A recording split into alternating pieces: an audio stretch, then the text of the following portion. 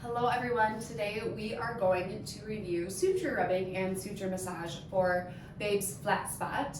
My name is Dr. Cassidy from CHIRO for Kids. If you have yet to subscribe to our channel, please go do so. We provide incredible content for your infants, your little ones, as well as postpartum prenatal mamas. We'd love to help you and connect with you. Go subscribe or comment anything you might need. But without further ado, let's dive into suture rubbing, suture technique. So, to start, I just want to review Babe's head shape, why it changes, what's happening in a newborn's skull. When Babe is in the womb, all these lovely cranial bones are separated. They're separated by a cartilaginous space, cartilaginous tissue. Think of this like tendons and ligaments, but it's soft. It has not hardened yet or ossified, turned into bone. So there is a purpose for this, actually twofold. One is we want these skull bones to be able to overlap during the birthing process in order for them to squeeze, for lack of a better term, through the birth canal. That is why immediately after birth you might notice your babe's head shape is a little bit funky, might be even a little bit of a cone head situation. I assure you that is normal. It will round out. However, in some instances, you may want to utilize your craniosacral therapist locally to help encourage these bones to go back to the spot they should be in. The second reason why these sutures or these bones are still separated is because the brain is still growing. Your nervous system, specifically your brain, develops so much in the first 2 years of life in terms of maturity, but also size. These cranial bones need to give room to that brain to grow. So that is another piece that you should utilize a craniosacral therapist or even a chiropractor to help make sure these cranial bones are providing enough space for the brain to expand, grow, develop. If you are noticing a flat spot on Babe, other conditions that might be playing into this, the big one is torticollis. So torticollis is tightness or spasms of the neck muscles. Most commonly, it's your SCM muscle running from behind your ear to your clavicle, or it's your upper trapezius. That's more on the back side. But you'll see this unnatural tilt to your baby's head. They might only want to look one way. They might only nurse in one position. That is neck tightness. Because they are unable to move and rotate their neck, they are resting on this same spot of their head, which can turn into a flat spot. That makes sense, right? If we can't move our head, we are going to always be resting in one position, which will lead to that plagiocephaly, that flat spot. Other condition that is incredibly common with flat spots is tongue ties. Tongue ties are a whole subject in and of itself. I think I could talk for hours about tongue ties. I'll link one of my favorite tongue tie videos here.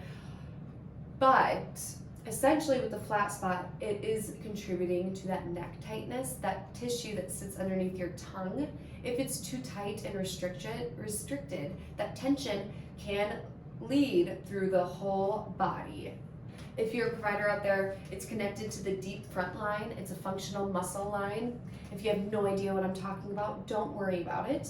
Essentially, the deep front line is a fascial line or tissue that connects from our mouth underneath our tongue, the front of the neck, down through the diaphragm, and then down into the adductors and the hip flexors, the middle knees, the back of the legs, down into the big toe.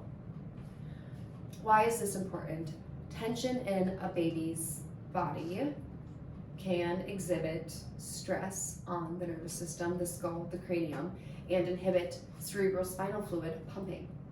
That cerebrospinal fluid is really, really important for your babe's head shape. So let's dive into that. What the heck is cerebrospinal fluid? Cerebrospinal fluid is a clear fluid that nourishes your nervous system. It pumps throughout your spinal cord and up and around your brain, and even through your brain's ventricles. Your ventricles are the hollow spots in your brain. Your cerebrospinal fluid is continuously pumping up, down, and around all day long. It's usually 11 to 16 cycles a minute. That is a lot. And craniosacral therapy can be a beautiful technique that helps aid the cerebrospinal fluid in pumping how it should. Rhythmically getting back on a rhythm. If it's stuck or there's tension anywhere, do it with a tie or something else that can inhibit cerebrospinal fluid pumping.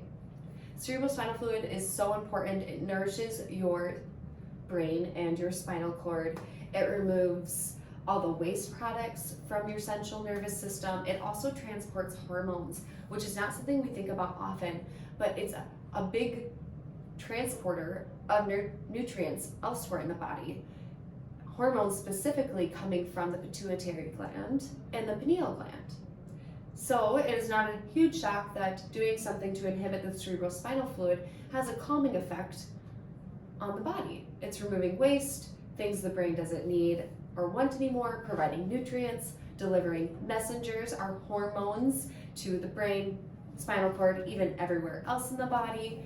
And it helps with your intracranial pressure. That makes sense, right? The fluid adds pressure to the brain, helps keep the space full. Before I teach you how to do this suture suture rubbing technique, you need to know where the sutures are. Sutures are the word I'm using to describe or reference the space between all these cranial bones. So there are 5 that we are going to pay attention to in this technique specifically. Of course, there are many more on the skull, but we're going to really focus in on 5. So there is a moon across the forehead here. There's a moon in the back. It's right here. There's 2 sutures on either side, and then there's 1 down the middle. This technique is very gentle. We are not poking or really aggressively rubbing on the skull, so we do not need to be worried about that soft spot that we all know about. But essentially, you're going to follow along these sutures. It does not have to be exact. You really cannot do this technique incorrectly, and babes should really like it. So to start, I'm going to demo on my lovely doll here. We're going to go the sides first. So up and around the ear is going to cover that moon on the side. Starting kind of by the jaw, up and around. When I do this technique, I'm using a lot of friction, so rubbing vigorously side to side, but not a lot of pressure.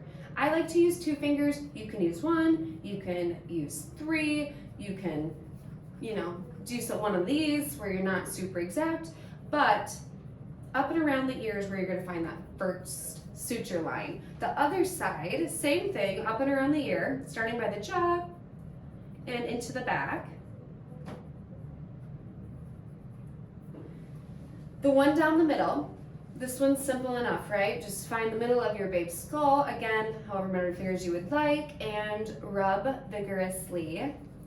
Rubbing like this is going to do a few things. The main one being increasing blood flow and attention to the area.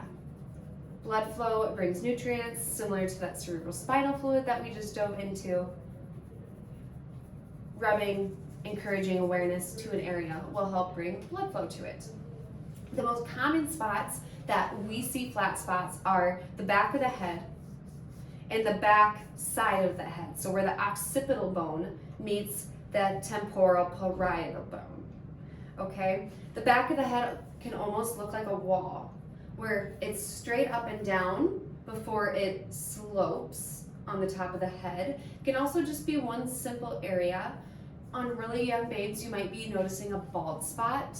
It is definitely okay to deviate away from these sutures and really hone in on your babe's flat spot or bald patch in order to encourage hair growth and of course rounding of the skull. But to tackle this moon-shaped one in the back that really emphasizes the occipital growth and your occipital lobe growing and maturing is up and around on the back side. incredible. I always tell parents that bath time is an incredible time to utilize this technique because you're already working on babe's head, washing, massaging, whatever it may be, and they typically really enjoy it. Other times would be diaper changes. Those are the main ones, just simply because babe's already kind of being fussed with or messed with a little bit, so they're not bothered by an additional thing. The one in the front is not forehead, it's not here, it's here, it's top of the head. But again, it's in that half circle or moon shape up and around. Don't be afraid to be vigorous with these massages. It's not pressure, it's friction. So think that when you are doing this technique. As I mentioned, the most common spot for babes to get flat spots is either the back side or the side of the head, back side of the head. And this is simply because of the position that babes are mostly stuck in. Many babes are stuck on their back, whether it be sleeping or car seats. And of course, these things are not going away, but we can do things to help aid babe in their growth and development. Other issues might be that they really do not like tummy time. We actually have a full video on tummy time alternatives. I'll link it here.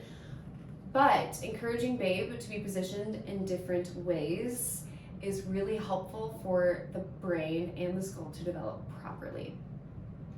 So that is our video on suture massage, suture rubbing. If you're looking for more information about how to help your babe's flat spot, we have an entire playlist for you.